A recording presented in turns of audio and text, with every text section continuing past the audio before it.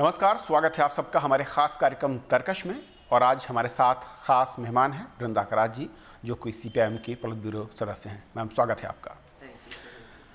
Ma'am, सबसे पहले तो मैं जेएनयू पर चाहूँगा, क्योंकि आपकी पार्टी के यूथ विंग ने जिस तरीके से वहाँ पर जो कुछ हुआ पिछले 20 दिनों के अंदर, और जब कन्हैया कुमार की ज़मानत मिली है, इसे कैसे आप देखती हैं? क्योंकि सत्ता पक्ष और कई जो दल हैं वो आरोप लगा रहे हैं कि संस्थानों को राजनीतिक ज़मीन के तौर पर वाम दल इस्तेमाल कर रहे हैं। पहली बात यह है कि सीपीएम की यूथ विंग की जो नाम आपने लिया है, मैं समझती हूँ कि जेएनयू में निश्चित रूप पर हमारे पार्टी के समर्थक हैं, पार्टी के सदस्य हैं, हमारे और भी संगठन, जन संगठन काम करे, एसएफआई जैसे। लेकिन ये आंदोलन कोई किसी पार्टी की विंग के रूप में ये आंदोलन नहीं लड़ा जा रहा है। ये आंदोलन की जो असलियत है और जिसमें उसकी ताकत भी है कि वो बहुत व्यापक मंच है, और जितने भी लोग हैं जो यूनिवर्सिटी ऑटोनॉमी को बचाना चाहते हैं, जितने भी लोग हैं जो हमारे देश के यूनिवर्सिटी कैंपसेस को आरएसएस की शाखा बनाने की प्रक्रिया का विरोध करते हैं, जो डिसेंट को मानते हैं, जो डायलॉग को मानते हैं, जो डिस्कशन को मानते हैं, आज जेएनयू उन असूलों की प्रतीक बना है। इसलिए बहुत व्यापक समर्थन है जेएनयू का। क्या इसे इस तरीके से देखा जा सकता है कि बीजेपी या उसके संगठन जेएनयू या इस तरह के संस्थानों में अपनी स्टूडेंट विंग को जो पौध है उसके लिए ज़मीन तलाश रहे हैं, और आपके साथ सीधी एक जंग है, सीधी लड़ाई है, आइडियोलॉजिकली भी और वहाँ पर कब्जे को लेकर भी? बिल्कुल सही आपने कहा कि अभी जब एबीवीपी के लिए ज़मीन चुनाव के द्वारा नहीं बन रहा है, और जहाँ एबीवीपी वर्ल्ड ऑफ आइडियाज़ में जो चिंता की दुनिया है, जो फिलॉसफी की दुनिया है, जो बहस की दुनिया है, उसमें वो कहीं खड़े नहीं हो पा रहे हैं। पैसा का इस्तेमाल किया, दिल्ली यूनिवर्सिटी में हमने देखा कितना पैसा इस्तेमाल किया। तो पैसा इस्तेमाल कर सकते हैं और जीत सकते हैं, लेकिन जहाँ पैसे के भी काम नहीं चलेगा तो वहाँ हम देख रहे हैं किस रूप में वो कर रहे हैं। अब क्या हुआ, आप हैदराबाद यूनिवर्सिटी को देखिए। जो लोग कहते हैं कि लेफ्ट वाले पॉलिटिक्स कर रहे हैं, 2 स्टूडेंट्स के एक विवाद में ये केंद्र मंत्री का क्या रोल है? दत्तात्रेय ने जो उस समय चिट्ठी दी और सबको एंटी नेशनल करार दे दिया, ये पॉलिटिक्स है या क्या है? आपने एक स्टूडेंट ग्रुप का खुलेआम पक्ष लेकर आपने दूसरी स्टूडेंट ग्रुप के खिलाफ एक्शन की मांग की, और स्मृति जी ने उसको बिल्कुल स्वीकार करके 4-5 बार चिट्ठियां लिख डाली। तो ये क्या है? ये तो सीधा सीधा पॉलिटिकल हस्तक्षेप है एबीवीपी के पक्ष में, क्योंकि एबीवीपी वहाँ स्टूडेंट्स के बीच ज़मीन नहीं बना पा रही है, और रोहित वेमुला का इसलिए इंस्टीट्यूशनल मर्डर हुआ। लेकिन केंद्रीय मंत्री जब ये कहती हैं और कि सरकार ने जो वहाँ पत्र लिखे उसमें निष्पक्ष कदम उठाने की बात कही गई, उसके बावजूद सत्ता पक्ष विपक्ष के निशाने पर है, ऐसा क्यों? क्योंकि उन्होंने जो उनका वक्तव्य है वो सत्य से इतनी दूर है। इसलिए सबने कहा मोदी जी की ट्वीट के बाद असत्य में जयते, सत्य में जयते नहीं, क्योंकि एक एक पॉइंट पर जो अभी पार्लियामेंट में जो प्रिविलेज मोशन रखा गया स्मृति जी के खिलाफ, वो उन तत्व को चुनौती देकर, लेकिन आज उनकी ये हिम्मत नहीं है कि वो प्रिविलेज मोशन को एक्सेप्ट करके उस पर बहस कराए। क्यों भाई? अगर दूध का दूध, पानी का पानी में आप विश्वास करते हैं तो क्यों नहीं? क्योंकि एक एक तथ्य जो उन्होंने रखा हैदराबाद यूनिवर्सिटी में जेएनयू के बारे में बिल्कुल गलत है। लोग क्या जानते हैं कि जिस लीफलेट की वो कोट कर रहे थे जेएनयू की, वो एबीवीपी ने एक स्टूडेंट ग्रुप की लीफलेट का कोट करके दोबारा उन्होंने छापा उस पूरे। तो जो लोग उसको पहले लीफलेट पढ़ नहीं पाए, वो एबीवीपी की लीफलेट में पूरा पढ़ लिया। ये कौन सी समझ है? लेकिन ये वो बोली नहीं लोकसभा में। लेकिन वो तो ये कहते हैं कि फ्रीडम ऑफ स्पीच का गलत इस्तेमाल या दुरुपयोग एक तरीके से ये आरोप लग रहा है आपकी यूथ विंग के साथ। और ये भी कहा जा रहा है कि जो पॉलिटिकल पार्टियां लोकसभा चुनाव में बीजेपी से हार गई उनके लिए एक बढ़िया मौका था और उस मौके को सही तरीके से इस्तेमाल करने में लगे हुए हैं। अब आप बताइए, चुनाव तो 5 साल के लिए इनका तो सरकार है ही ना, तो इसका मतलब 5 साल के लिए ये तानाशाही सरकार बनाना चाहते हैं। हिंदुस्तान के संविधान में विपक्ष का जो एक रोल है, विपक्ष की जो एक संवैधानिक और कानूनी स्थान है, उसको बीजेपी समाप्त करना चाहते हैं और कहते हैं कि भाई अगर तुम एक ही बात करोगे इसका मतलब तुम मुझे सैबोटाज करने के लिए कर रहे हो, इसलिए 5 साल के लिए तानाशाही चलने दो। ये नहीं होने वाला है भैया, ये नहीं होने वाला है। दूसरी बात मैं कहना चाहती हूँ, ये जो वो आरोप लगा रहे हैं बगैर तथ्य के, फ्रीडम ऑफ स्पीच आरएसएस और बीजेपी की परिभाषा में नहीं हो सकता है। संविधान में आर्टिकल 19 के तहत कुछ कंडीशंस लगाए हैं, जो कंडीशंस फ्रीडम ऑफ स्पीच की कंडीशनल बनाता है। जो जेएनयू में हुआ वो उन कंडीशंस के बाहर कतई नहीं है, हम चुनौती के साथ कह सकते हैं। पॉलिटिकली हम निश्चित रूप पर जो स्लोगन्स बर्बादी के हैं या टुकड़े टुकड़े करने की है, मेरे पार्टी सिर्फ डिसअप्रूव नहीं, पॉलिटिकली वो बिल्कुल गलत चीज़ है 100%।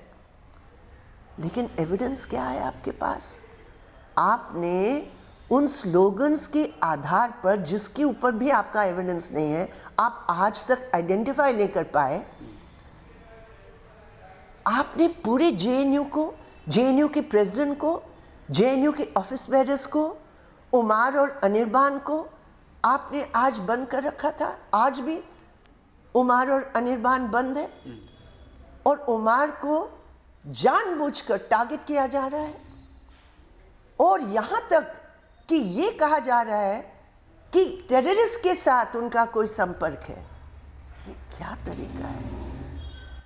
सरकार ये कहती है वृंदा जी कि अगर इस तरह का घटनाक्रम हुआ और उस 24 घंटे तक जब वो मौन थी, सरकार के एक वरिष्ठ मंत्री का बयान मैं कोट कर रहा हूँ, उन्होंने कहा कि तब हमारे ऊपर विपक्ष ये हमला कर रहा था, खास पर कांग्रेस, कि सरकार हाथ पर हाथ धरे बैठी है, कोई कार्रवाई नहीं कर रही। कहते जब हम सरकार कार्रवाई की तरफ बढ़ती है तो आरोप ये लगता है कि हम सियासत कर रहे हैं। तो सरकार करे तो क्या करे? मैं तो नहीं समझती हूँ। देखो, यूनिवर्सिटी का ऑटोनॉमी है, यूनिवर्सिटी के नियम अनुसार स्टूडेंट्स के खिलाफ यूनिवर्सिटी ने हमेशा कदम उठाया है। आज बीजेपी की सरकार आ गई, इसलिए यूनिवर्सिटी को ताक पर रखकर गृह मंत्री की ट्वीट्स पर, जो बेहद गलत ट्वीट्स है, एंटी नेशनल को पकड़ो। हु इज ही टू से एंटी नेशनल? आप सुप्रीम कोर्ट बने हुए हैं क्या? कौन है आप? आप एक होम मंत्री हैं। यूनिवर्सिटी ऑटोनॉमी आपका कोई अधिकार नहीं है, लेकिन एंटी नेशनल ट्वीट देकर बसी को उन्होंने ऑर्डर दे दिया और वो कारण तो सब जानते हैं, हालांकि वो असफल हुए उस कारण को पूरा करने में। उन्होंने एक्शन कर ली, पूरा कैंपस में पुलिस को घुसा दिया। लेकिन उसके बाद उनका ये भी जवाब आया है, जो आपने कहा कि जब उनका ट्वीट आया, उन्होंने कहा कि हमने तो कहा था कि जो एंटी नेशनल उनको पकड़िए, हमने किसी का नाम नहीं लिया, ये काम पुलिस का था और जांच एजेंसियों का कि वो सही लोगों को, जो आरोपी उनको पकड़े। इसमें सरकार दोषी बिल्कुल गलत है। कैंपस में क्या हो रहा नहीं हो रहा, उसकी जिम्मेदारी जो परमिशन दिए थे और बाद में कैंसिल किए वो तय करेंगे। ऑटोनमस यूनिवर्सिटीज़ का कार्य क्षेत्र में जो कानूनी कार्य क्षेत्र है, राजनाथ सिंह के गृह मंत्री के अधिकार से नहीं, पार्लियामेंट के अधिकार से भैया कानून बना है। उनको थोड़ा ध्यान रखना चाहिए ये कि वो उनके कहने पर नहीं, संविधान की उनकी परिभाषा पर नहीं। और फिर राइट टू एक्सप्रेशन का सेलेक्टिव तो नहीं हो सकता ना। कश्मीर की वैली में जब पीडीपी के साथ हाथ मिलाकर करते तब तो सब कुछ ठीक है। जब गॉडसे जिंदाबाद के नारे लगते हैं तब फ्रीडम ऑफ एक्सप्रेशन का पूरा अधिकार है। जब गांधी जी के हत्यारों को कहते तुमने बिल्कुल सही किया और हम मूर्ति बनाएंगे तुम्हारे याददाश्त में, तब फ्रीडम ऑफ एक्सप्रेशन का पूरा राइट है। बीजेपी कहती है कि तो राज्य सरकारें हैं, हमने उनको रोका नहीं है, अगर वहाँ पर कोई भी देश विरोधी काम होता है तो कार्रवाई करो, गिरफ्तार करे, लेकिन राज्य सरकारें करती नहीं है। लेकिन दिल्ली में जब ये सब नारे लगते हैं तो डायरेक्टली गृह मंत्री के ही कार्य क्षेत्र में। आज दिल्ली में पोस्टर्स लगे हैं कन्हैया के खिलाफ। प्रेस क्लब के दीवारों पर इतने गंदे पोस्टर्स लगे हैं, मतलब कन्हैया की एक रिवॉर्ड दे रहे हैं कि ये करो और हम तुम्हें 10 लाख का रिवॉर्ड देंगे, नाम भी लिखा है। तो गृह मंत्री के नाक के नीचे है, क्या केस लगा है? क्या गिरफ्तार हुआ है? क्या सरकार सेलेक्टिव अप्रोच के साथ चल रही है? पूरे तौर पर सेलेक्टिव। और सेलेक्टिव का मतलब क्या है? जो मेरे साथ है वो सब नेशनलिस्ट है, जो मेरे विरोध में है चाहे वो संविधान के साथ है वो सब एंटी नेशनल है। तो भैया हम तो बाबा साहब अम्बेडकर की जो संविधान है, हालांकि हमारे उस संविधान पर भी बहुत सारे प्रश्न हैं कि गरीबों की बात को सिर्फ प्रिंसिपल्स में नहीं, डायरेक्टिव प्रिंसिपल्स में नहीं, संविधान में होना चाहिए, ये हमारे सवाल है। ये तो है, फ्रेमवर्क तो है ना। ऐसा क्यों हो रहा है पिछले कुछ महीनों में, कहूँ पिछले 1 से 1.5 वर्ष में, राष्ट्रवाद और राष्ट्र विरोध ये 2 ऐसे मुद्दे हो गए हैं जिनके बीच पूरी की पूरी लड़ाई सिमटती दिख रही है, बाकी मुद्दे गौड़ होते जा रहे हैं। बिल्कुल सही है, क्योंकि पहले बात यह है कि डेवलपमेंट का मुद्दा जिसके आधार पर मोदी जी को एक अनप्रेसिडेंटेड समर्थन मिला। पिछले 2 साल में विपक्ष ने, मोदी जी कहते विपक्ष मुझे काम नहीं करने दे रहे, जो घटनाएं घटी है विपक्ष ने नहीं घटाया। वो तमाम घटनाएं दादरे से लेकर क्रिकेट मैच तक, ये घटनाएं संघ परिवार सौजन्य RSS उनके द्वारा हुआ है। वो हकीकत मोदी जी कह नहीं सकते, नेचुरली वो कह नहीं सकते। He is the first RSS प्रचारक जो प्रधानमंत्री बने, तो कैसे कहेंगे? तो उनका जो रोल है उसके बारे में एक टिप्पणी नहीं। उनकी सेंट्रल कैबिनेट और स्टेट होम मिनिस्टर्स, मिनिस्टर्स जो उनके मंत्रिमंडल में है, एक के बाद एक सांप्रदायिक बयान दे रहे, उनका डिफेंस हो रहा है। राजनाथ सिंह खड़े होकर कठेरिया का डिफेंस किया, मतलब सिर झुक जाता है शर्म का। तो क्या ये माना जाए वृंदा जी कि देश की राजनीति अब मुद्दों से अलग हटकर शिक्षा संस्थानों पर कब्जे की लड़ाई और राष्ट्रवाद और राष्ट्र विरोध के नाम तक ही सीमित रहेगी? देखिए, राष्ट्रवाद और गैर राष्ट्रवाद के बहस से हम बच नहीं सकते, इसलिए क्योंकि राष्ट्रवाद का जो परिभाषा है, इतिहास में अगर आप देखा, हिटलर से लेकर जितने राइट विंग डिक्टेटरशिप्स या अथॉरिटेरियन रेजिम्स थे, जब वो मुद्दे पर फेल होते हैं तो तथाकथित संकीर्ण राष्ट्रवाद जो किसी धर्म के साथ, किसी रेस के साथ जोड़कर वो करते हैं। ट्रंप क्या कर रहा है? ट्रंप भी अमेरिकन नेशनलिज्म के बारे में पूरे मुसलमानों के खिलाफ, ब्लैक्स के, अफ्रो अमेरिकन्स के खिलाफ बोल रहा है, क्योंकि वो सोचते हैं कि ये कंस्टिट्यूएंसी नेशनलिज्म का है, वो अगर हम अपने पक्ष में ले लें। लेकिन हकीकत ये है कि नेशनलिज्म नहीं है, हिंदू राष्ट्र नेशनलिज्म नहीं है। हिंदू राष्ट्र घोर राष्ट्र विरोधी है। और देशभक्ति का क्या अर्थ है हिंदुस्तान जैसे जगह पर, जब जात अलग है, धर्म अलग है, भाषा अलग है, संस्कृतियां अलग है। देशभक्ति इसी में है। आप सब सुन लेकर चलो, कहोगे सबके साथ और करोगे एक के साथ, और बाकी जाए पाकिस्तान, तो क्या होगा? वृंदा जी, क्योंकि आप JNU भी गई, छात्रों के इस मूवमेंट को समर्थन देने के लिए वहाँ पर अपनी स्पीच भी दी, एक जो बड़ी चीज़ निकल कर आ रही है जिसका जिक्र कन्हैया ने रिहाई के बाद, जमानत के बाद वहाँ पर जो स्पीच में दिया, जिन समस्याओं का जिक्र किया, वो समस्याएं वाकई आज की कड़वी हकीकत हैं इस देश में और हर जगह बनी हुई हैं। आपको लगता है, क्योंकि आपकी भी कई राज्यों में सरकारें रही हैं, विरोधी पार्टियां कमोबेश, मैं कहूं कि तमाम जो सत्ताधारी दल हैं अलग अलग राज्यों में सत्ता पर काबिज रहे हैं, लेकिन ये रोग क्या कम हुआ है या फिर बढ़ा है? और अगर बढ़ा है तो उसके पीछे कहीं राजनीतिक दल खुद जिम्मेदार तो नहीं? राजनीतिक दलों की नीति जिम्मेदार है।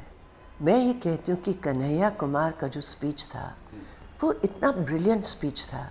आप सोचिए, एक लड़का 23 दिन जेल में रहा, उसको पीटा गया, उसको अपमानित किया गया, उसको वर्चुअल टॉर्चर के रूप में, क्योंकि इतना मीडिया ट्रायल उसका हुआ, वो टॉर्चर नहीं तो क्या है, कोर्ट में भी उसको न्याय नहीं मिला। वो कन्हैया कुमार, उसकी बातों में क्या एक शब्द का नफरत कोई सुना? क्या एक बात उन्होंने उन वकीलों के बारे में बोला? क्या एक बात उन्होंने उन लोगों के बारे में बोले जो उसको एंटी नेशनल करार दे रहे? ये उसकी मैच्योरिटी है पॉलिटिकल थॉट की, उसकी आइडियोलॉजिकल स्पष्टता की।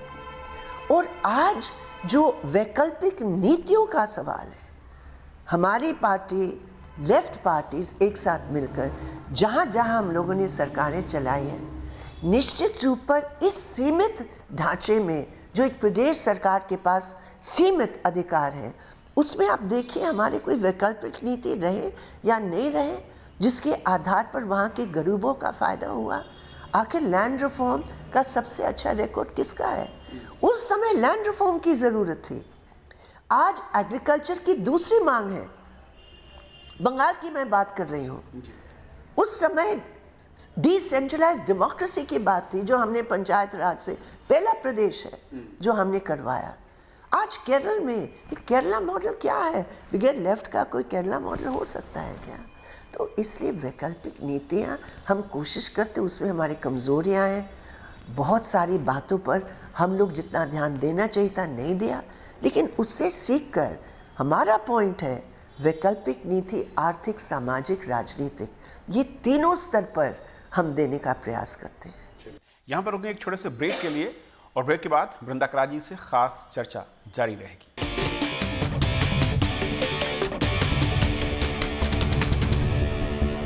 ब्रेक के बाद आपका फिर से स्वागत है। आप देख रहे हैं हमारा खास कार्यक्रम तर्कश, और हमारे साथ हैं आज वृंदा करार जी।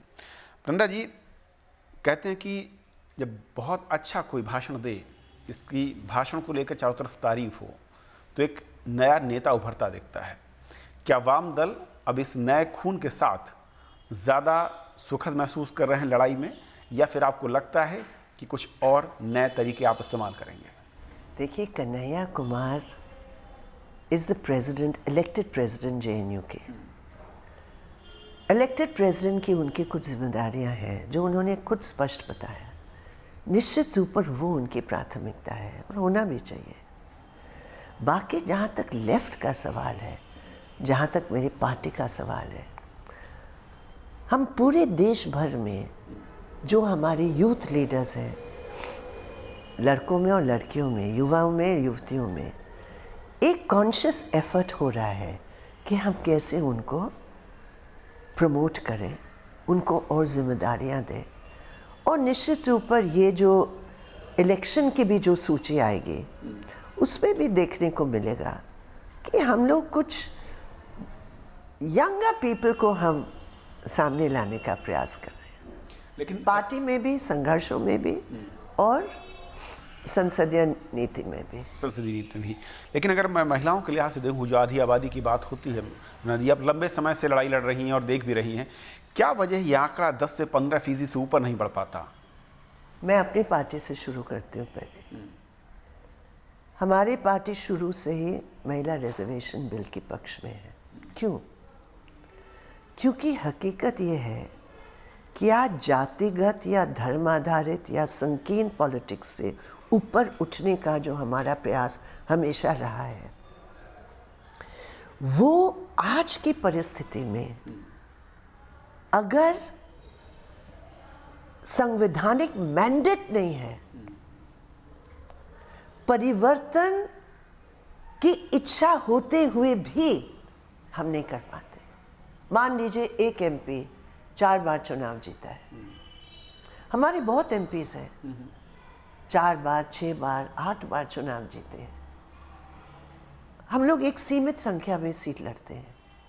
अब अगर उस MP को बदलना है, जनता को भी हमें समझाना है कि भाई हमें महिलाओं को आगे लेकर आना है, तो निश्चित रूप पर अगर संवैधानिक कानून के रूप में नहीं है तो बहुत कठिन है, बहुत कठिन है। इनकी पार्टीज का कोई भ्रष्ट नेता हो, उसको बदलना है तो आसान है कि एक महिला को वहाँ कर लो क्योंकि ये भ्रष्ट आदमी है। हमारी पार्टी में तो ऐसा नहीं है ना। हमारी कोई भी MP के ऊपर इस प्रकार का आरोप नहीं है कि तुमने जनता के बीच काम नहीं किया। तो अगर तो इसलिए मैं कहती हूँ ये अनिवार्य है। दूसरी बात ओबीसीज की बात है या पिछड़ों की बात है। हमारा जो अनुभव है, जब कोई सीट ओबीसी की ज़्यादा वोट है और ओबीसी जीतते, किसी भी पार्टी के हो अधिकतर, वो सीट अगर रिजर्व्ड होगा तो नॉन ओबीसी को तो कोई पार्टी नहीं टिकट देगी ना। फर्क क्या है, पुरुष की जगह महिला होगी। तो ओबीसी में जो महिलाएं हैं उनकी संख्या बढ़ेगी कि नहीं बढ़ेगी?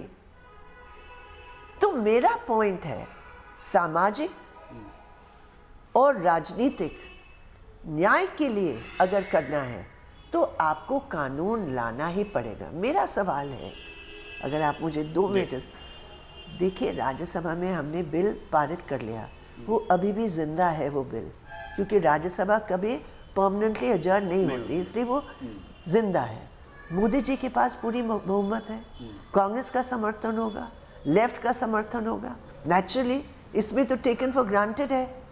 तो फिर 2/3 बहुमत तो अपने आप ही है, तो क्यों नहीं ला रहे? मार्च 8 आ रहा है, मोदी जी कहते हैं मार्च 8 पे हम लोग तय करेंगे कि सिर्फ महिलाएं बोलेंगे। अरे हमारे घाव पर भैया तुम किलो किलो नमक क्यों डाल रहे हो? महिलाएं बोलेंगे जो 10 या 11% है, और आप 33% का करो।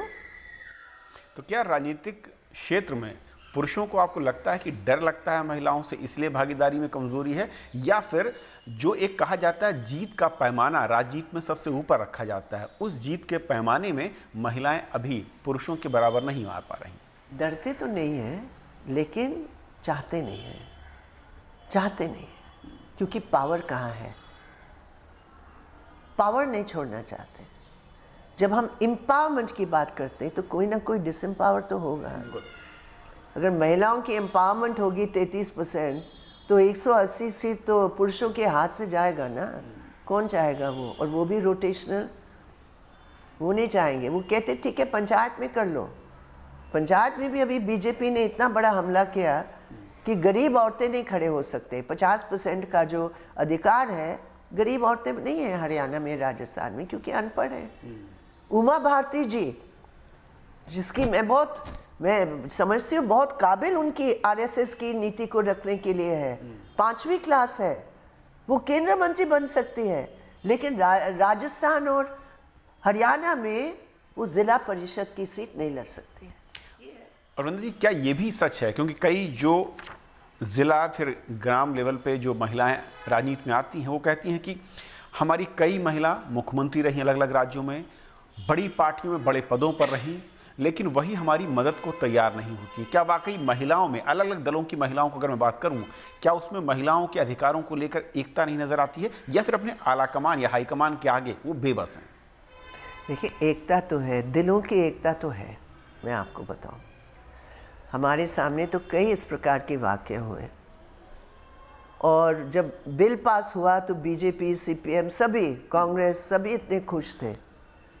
तो दिल की इस बारे में कि रिजर्वेशन हो, ये तो है। इवन समाजवादी पार्टी जो इतने विरोध करते हैं, वो मजबूर थे, लेकिन उनका हाथ वो खुद ही पकड़ के नीचे किए कि भैया स्वतःस्फूर्त रूप से मेरा भी हाथ उठ रहा है, क्योंकि मुझे पता है हमें नहीं टिकट मिलेगा। तो ये सब बातें हैं। चलिए वंदना जी, इन तमाम सवालों पर बेबाक बातचीत करने के लिए बहुत बहुत शुक्रिया आपका। आपकी बहुत शुक्रिया, थैंक यू। तो तर्कश के हमारे आज के इस खास कार्यक्रम में फिलहाल इतना ही, लेकिन आप बने रहिए राज्यसभा टीवी के साथ, और ताज़ा अपडेट के लिए हम लगातार आपके सामने बने रहेंगे।